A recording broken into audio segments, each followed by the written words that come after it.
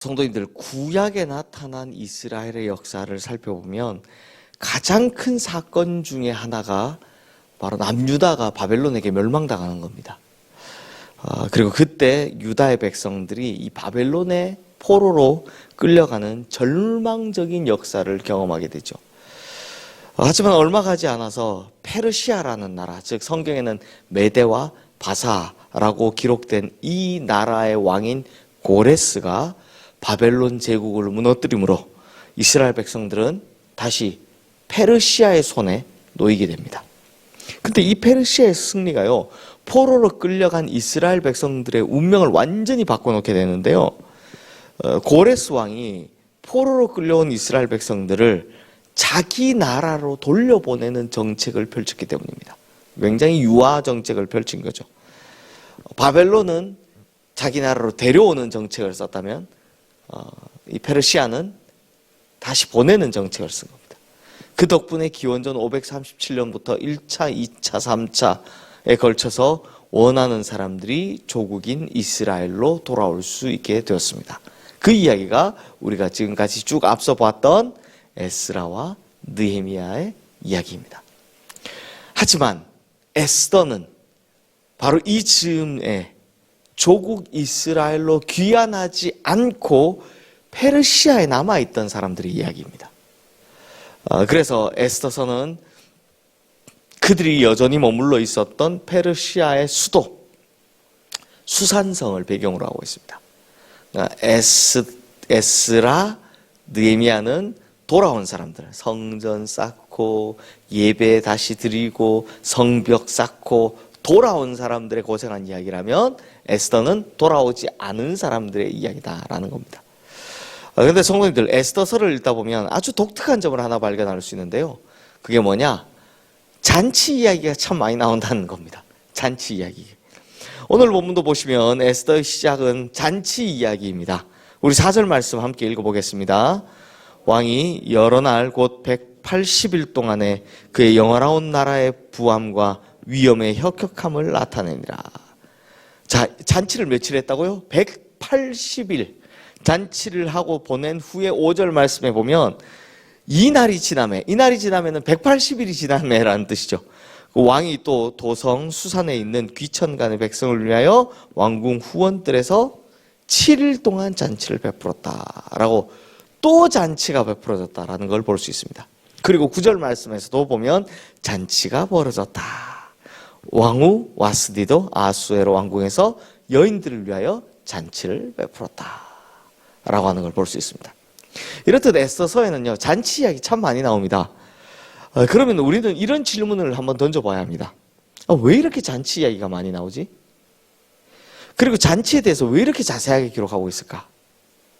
근데 성도님들, 이것이 에스더서의 중요한 포인트입니다.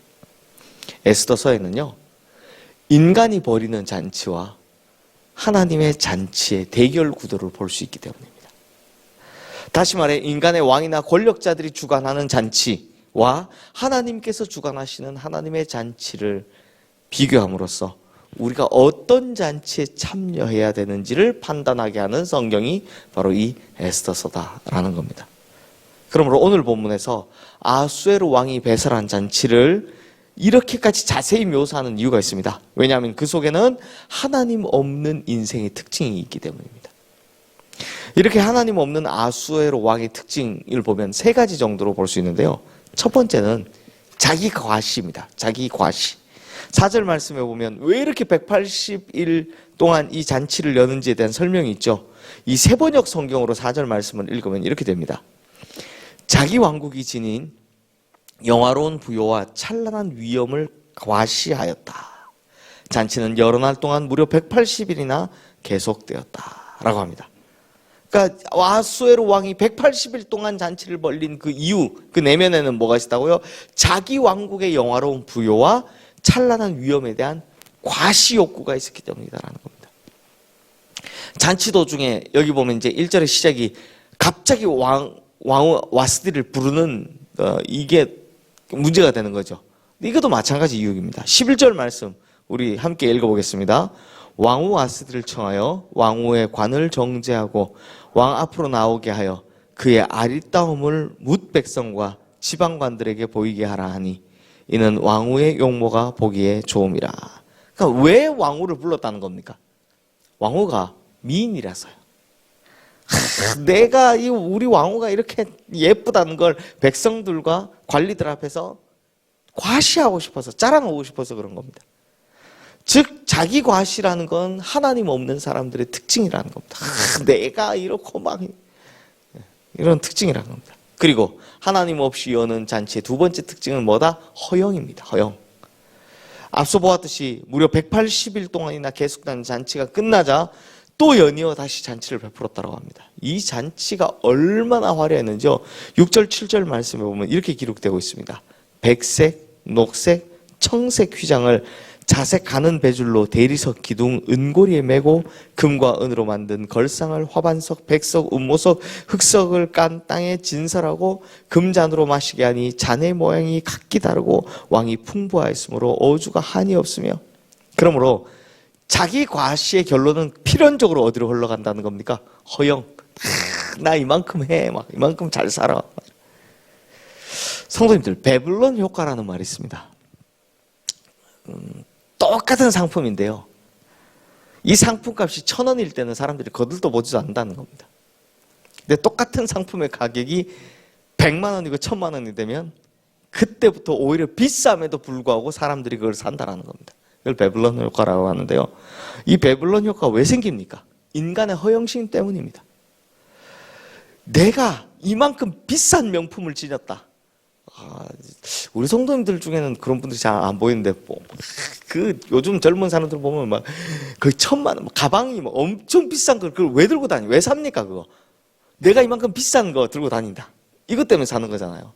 남자들 차 막 좋은 거 그거 왜 삽니까? 그 막 요즘 카푸어라고 차 비싼 거 사고 진짜 밥도 제대로 못 먹으면서 빚 갚는다고, 그 카푸어라고 그거 왜 합니까? 자기 나 이만큼 비싼 차 가지고 있다. 이거 허영심 때문에 그런 겁니다. 그러므로 아수에로 왕이 보여주듯이 각종 색의 휘장을 막 대리석 기둥에 그 은고리에 달고 막 금과 은으로 치장하는 거, 막 각종 보석으로 치장하는 거, 하나님 없는 인생은 반드시 이런 허영으로 점철되기 때문입니다. 여기까지는 뭐 그러다 칩시다. 마지막으로 이제 하나님 없는 인생의 특징이 나오는데 그게 뭐냐? 오늘 이 12절까지 이야기해 보면 분노로 끝이 납니다. 분노입니다. 분노. 12절 말씀에 보면 이 잔치의 반전이 기록되어 있죠. 우리 함께 읽겠습니다. 그러나 왕후 와스디는 내시가 전하는 왕명을 따르기를 싫어하니 왕이 진노하여 마음속이 불붙는 듯 하더라. 그렇게 화려하게 시작된 잔치, 그 끝은 울분과 분노로 끝이 나더라라는 겁니다. 이걸 보여주고 있습니다. 이게 참 놀라운 인생의 법칙입니다. 성도님들, 자기 과시와 허영이 크면 클수록 그 안에 허무라는 게 자리 잡기 시작합니다. 마치 블랙홀처럼 그만큼 자기 과시가 크면 허무가 크고요, 허영이 크면 허무도 커집니다. 그리고 그 인생은 항상 남을 향한 분노와 울분으로 자리매김하더라라는 겁니다.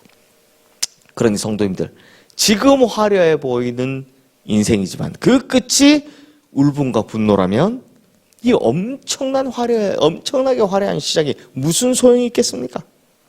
오히려 그런 인생은요, 그 끝이 허무할 뿐입니다. 하지만 지금 우리의 인생길이 힘들고 어렵다, 고생스럽다 할지라도 세월이 가면 갈수록 좋아지는 인생으로 바뀐다면 이게 더 나은 인생 아니겠습니까? 이걸 운동으로 예를 들면 야구 경기 같은 거 할 때 보면 1회 점수 크게 내는 팀이 있습니다. 1회에 막 5점, 6점 내는 팀이 있습니다. 그런데 9회 가가지고 7점, 8점 먹고 뒤집어지면 그 좋은 경기입니까? 경기를 잘한 경기입니까? 아니죠. 축구도 마찬가지입니다. 전반에 막 이겼다고 좋아할 게 아니라 후반에 뒤집어지는 것보다 전반에 고생스럽더라도 후반에 이기는 사람이 진짜 승리자입니다. 그렇지 않습니까? 그러니 후반전에 승리하고 경기 끝날 때 승리하는 사람이 더 좋은 인생을 산 사람입니다. 그러므로 성도님들, 아수에로 같은 이런 인생을 부러워하시면 안 됩니다.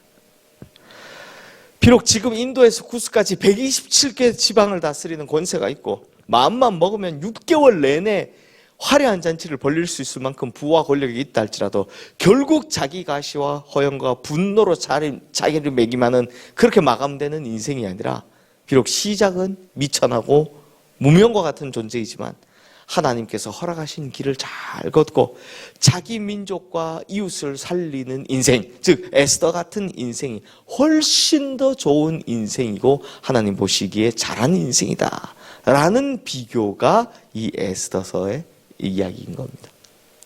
그러므로 성도님들, 지금도 보이지 않는 곳에서 묵묵하게 하나님께서 주신 길을 걸어가고 계신 우리 에스더와 같은 성도님들, 우리 성도님들 같은 믿음의 백성들을 향한 위로의 말씀이 바로 에스더서인 겁니다. 세상 사람들은 우리를 향해서 이렇게 이야기하죠. 야, 저렇게 바보같이 살아서 어떻게 해서 잘 사냐? 정직해야 되고 하나님 앞에 똑바로 살려고 노력하고 뭐 저렇게 답답하게 사냐? 하지만 주님께서 오늘 말씀을 통해 우리에게 오히려 확신을 주고 계십니다. 아니야, 네가 걷고 있는 그 길이 옳고 바른 길이야.